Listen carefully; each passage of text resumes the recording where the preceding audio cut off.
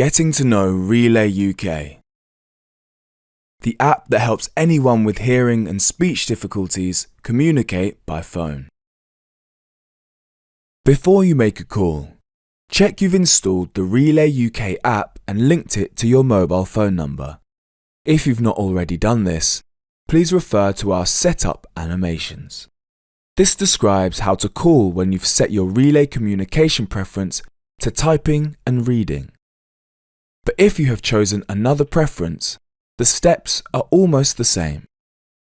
To start a call, open the app on your phone.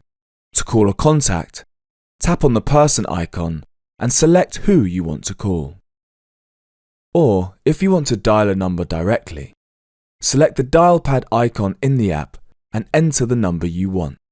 The 18001 prefix will automatically appear before the number you're calling. Next, press the green phone icon to start the call.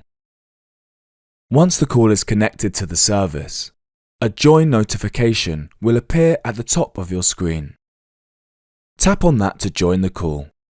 You'll switch back to the Relay UK app. The words "ring ring" will appear to show you that the person you're calling's phone is ringing.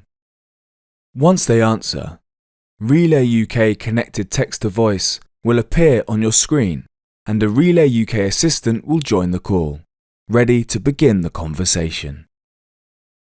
Just type what you want to say and read the reply as it comes through. Or, if you have set your preference to speaking and reading, you can speak your part of the conversations and read the replies in the app.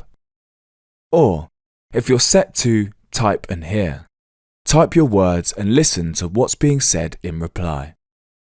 You select your communication preference when you set up the app, but you can change this at any time before you make a call under Settings if you want to. You can also communicate text-to-text if the person you're calling is using the Relay UK app as well. You're now ready to become part of the conversation. Visit our website for more step-by-step explainer videos.